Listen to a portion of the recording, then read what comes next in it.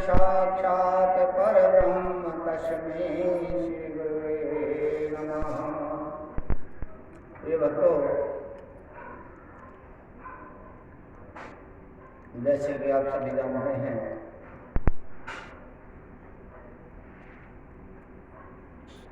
जो व्यक्ति धर्म का आचरण करता है वह कभी भी सपने में भी गलत काम नहीं। आइए भगवान राम के राज्य में चलते हैं।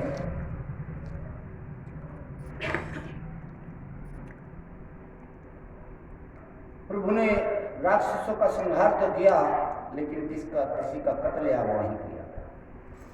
भगवान राम का नाम स्मरण करने वालों ने भी कभी किसी का उपहास नहीं उड़ाया, बल्कि लोगों के आंसू पोंछने का काम किया। आज उल्टा है। मुख में राम, बगल में छुरी, फिर काहे कीजिए है दूर। मुंह से तो हरे राम जय श्री राम, प्रभु राम। मंदिरों में घंटे बजाते हैं, भंडारे करते हैं, तिलक लगाते हैं और भगवे रंग का कपड़ा पहन लेते हैं। लेकिन जब ऐसा आचरण करने वाले व्यक्ति समाज को कलंकित करते हैं, अब कलंकित कैसे करते हैं? वो लोग बहन बेटियों पर फटकियां कसते हैं,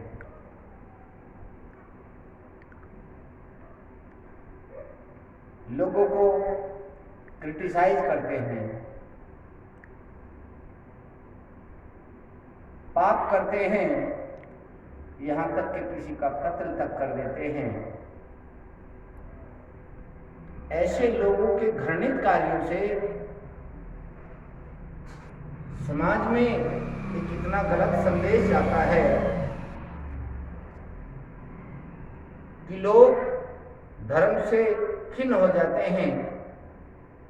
अब विचार करिए, एक नीच प्रवृत्ति का व्यक्ति भगवान राम का चोला ओढ़कर समाज के बीच में खुलेआम कहता है कि इस मोहल्ले के लोग तो हरामखोर हैं, हराम की खाने की आदत है, भंडारे के भगोने 8-8 दिन तक फ्रिज में रख के खाते हैं। क्या ऐसे लोगों के पास बैठना चाहिए? क्या ऐसे लोगों को अपने पास बिठाना चाहिए? अगर वास्तव में जो हिंदू है, जो सनातनी है, ऐसे व्यक्ति को कभी स्वीकार नहीं कर सकता। मेजॉरिटी बनाएंगे, जहां बहन बेटियां इकट्ठी होंगी, वहां सिगरेटों का धुआं उनकी तरफ को छोड़ते हुए फप्तियां कसना और तन पे भगवा चोला, मुख में भगवान राम का नाम और हाथों से भंडारे करने का काम।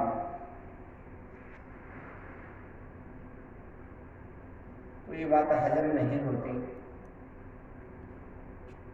लेकिन दुर्भाग्य है कि ऐसे लोगों को आज बड़े दिल से स्वीकार किया जाता है और उसके पीछे है उनका निजी स्वार्थ। किसी को पैसे का स्वार्थ है। कुछ लोग ऐसे हैं जो पाप कर्मी कर जाते हैं, उनको ऐसा लगता है कि वो उनके पाप कर्मों से उनको बचा लेंगे। लेकिन मेरे प्रिय भक्तों, बड़ी पीड़ा है हृदय में। आप लोग भ्रमित हैं, आपकी आंखों पर भ्रम की पट्टी बंधी हुई है, आपके अंदर अहंकार रूपी वृक्ष पनपा हुआ है, इसलिए आपको सही और गलत दिखाई नहीं देता। जो आपके हित का काम करता है उसमें आपको बुराइयां नजर आती हैं। जो जगत कल्याण का काम करता है उसको आप मिटाने का काम करते हैं, और जो आपको मिटाने का काम करता है उसका सहयोग करते हैं। और यही देखिए, अंत में एक उदाहरण है, विभीषण और रावण दोनों भाई थे। विभीषण को बार बार अपमानित किया जाता था, जीवन गुजर गया। विभीषण जब पूजा पाठ करता था तो रावण और रावण के बच्चे उसका उपहास उड़ाया करते थे। विभीषण अपने अंदर कमरे में उस प्रभु की जोत जलाया करते थे।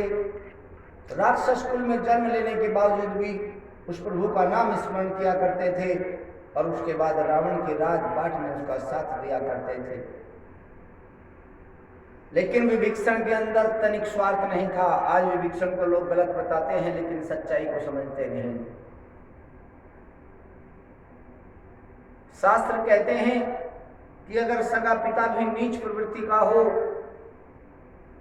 वो समाज को कत्ल करने का काम करता हो,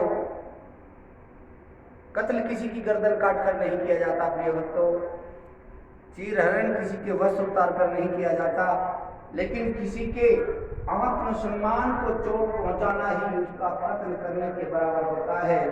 क्योंकि जो सम्मानजनक व्यक्ति होते हैं वो कभी चौराहों पर खड़े होकर सिगरेटों का धुआं किसी महिलाओं के मुंह की तरफ नहीं उड़ाते। जो इज्जतदार लोग होते हैं वो खाली कच्चे में गली में घूमना संभव ही नहीं हो सकता।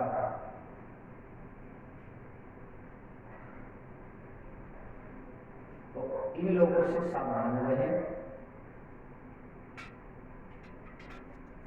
भंडारे करना सबका जन्मसिद्ध अधिकार है, लेकिन आप विचार करिए जो लोग इस तरह की बातें करते हैं वो भंडारा कर रहे हैं।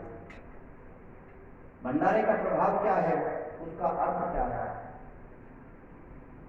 चार आदमी मिलकर एक मन में सोचते हैं कि धर्म के काम पर कुछ अन्नदान किया जाए। सभी आंशिक, कोई ज्यादा कोई कम सहयोग करता है, सभी मिलकर कोई तन से सहयोग करता है, कोई मन से सहयोग करता है और भोजन नहीं लंगर का प्रसाद तैयार हो जाता है, क्योंकि उसका भोग प्रभु के चरणों में लग जाता है। जब भगवान को भोग लग जाता है तो उसका स्वाद बदल जाता है, उसका कोई स्वाद नहीं होता। लोग उसमें भी स्वाद देखते हैं कि सब्जी कैसी बनी, उनके यहाँ भंडारे की सब्जी बढ़िया नहीं बनी, उन्होंने मंदिर में से बर्फी का टुकड़ा दिया, उसमें बढ़िया नहीं लगी। तो मुझे बताइए, मनन करना चाहिए कि अगर वो सब्जी है तो प्रसाद नहीं हो सकता, और अगर वो प्रसाद है तो वो सब्जी नहीं हो सकती। और प्रसाद का स्वाद तो बड़ा ही आनंद में होता है, वो तो रोम रोम को खिला देता है और कहते हैं जैसा खाए अन्न वैसा हो जाए मन। तो प्रिय भक्तों, भंडारे का मतलब ही सिर्फ ये होता है कि जो आ जाए उसकी तरफ हाथ बढ़ जाए भंडारे का प्रसाद, लोगों से हाथ जोड़कर विनती करी जाए कि थोड़ा सा प्रसाद दे दीजिए। और जब वो भक्त उस प्रसाद को ग्रहण करते हैं तो कहते हैं नर ही नारायण है, वो प्रसाद साक्षात परमात्मा ग्रहण करता है। और जो बिना किसी स्वार्थ के इस प्रकार से भंडारे का वितरण करता है, उस पर परमात्मा की बड़ी विशेष कृपा होती है। उसके शरीर में कभी कोई कष्ट नहीं होता। ये छोटी मोटी हानि बीमारी तो होती है, लेकिन उसके घर में कोई अनहोनी नहीं होती, और जो होनी है उसे कोई नहीं करेगा। कई लोग तो मैंने देखा है कि मंदिरों में सिर्फ इसलिए जाते हैं कि हमारे घर में भूत प्रेत है, वहां ठीक हो जाएंगे, हमारे घर में बीमारी है, वहां ठीक हो जाएगी। प्रिय तो मंदिरों में भगवान के चरणों में निश्चल निष्कपट भाव से जाया जाता है। सौंप दिया है जीवन का सब भार तुम्हारे हाथों में, तुम्हारे हाथों में और जीत तुम्हारे हाथ। किस हाल में रखना है उसको, ये उस प्रभु की मर्जी है।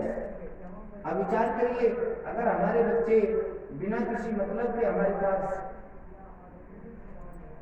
नहीं आते तो आपका कैसा अनुभव होगा।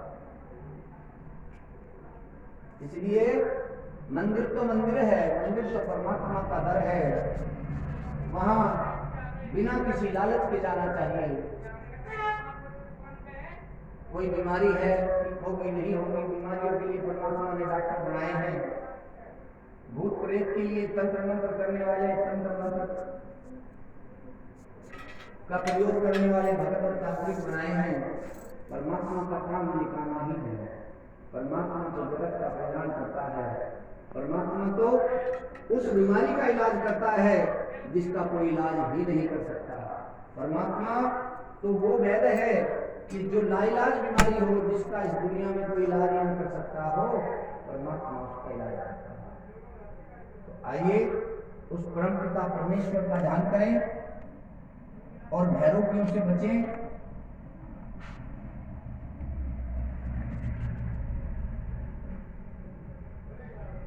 और प्रभु की कृपा प्राप्त करें। जय माता।